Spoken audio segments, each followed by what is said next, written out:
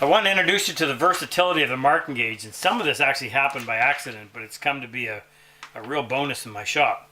So here's my marking gauge. Typically you're using it just to make marks, but if you're in a situation where you're cutting dovetails in something like this where you've got an angle, so they're not going to be right angled, they're going to be slightly angled, and you're coming in with your marking gauge and you've got to leave a mark on there, what you'll find is that this part, this corner, is going to end up hitting the steel rod before the cutter engages the wood, and you can't make your mark. So what we did is, or what we now do, is we offer the marking gauge, the blade off of our panel gauge, which is 5/8 of an inch in diameter.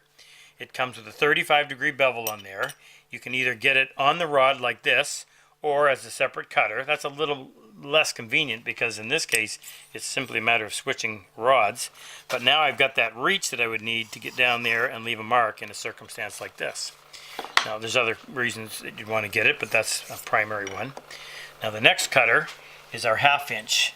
This one has a 25-degree bevel, which is fairly low angle. It's really nice. This is my general purpose one. This is what I typically use in hardwoods. When you're working something like white oak, you want a cutter that is plenty sharp, but at the same time it needs to be robust enough to withstand that very hard wood. And you want a gauge line that is so clean that when it comes time to chiseling, you simply drag it over there, and then when it finds that gauge line, it actually drops down in and locks, and there's no second guessing where it needs to be. Now that's the cutter that I use most of the time. However, and again, you can buy it individually or you can buy it on the rod. This one I have specifically for softwoods. This is a 7/16 inch in diameter. It's approximately 20 degrees, so it's what we would call very low angle.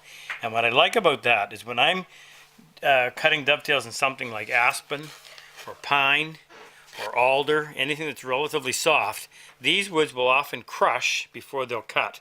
So your cutters have to be low angle and they have to be extremely sharp.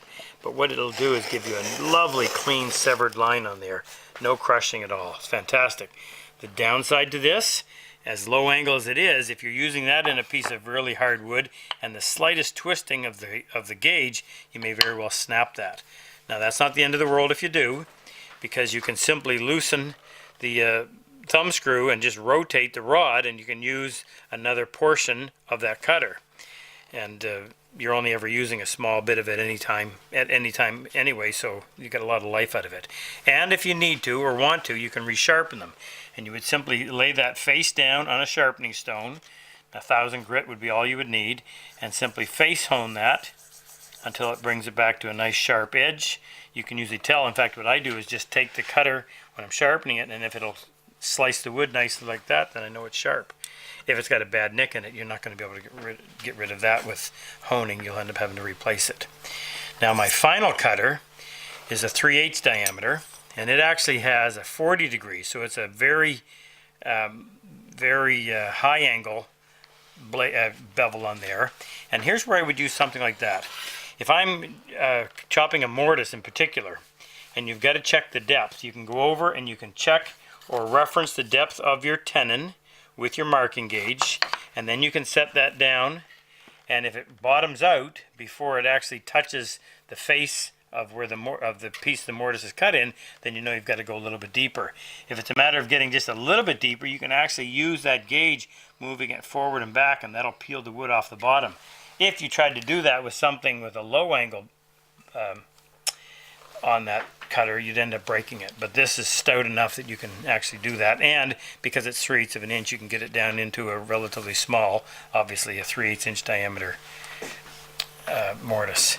So there's your 4 different cutters, and you can buy them, as I mentioned, in either with the rod or without. I find with the rod it's so much more convenient just to take that out and slip another one in. Either way, you might want to expand your inventory of cutters and greatly increase the value and the use of your marking gauge.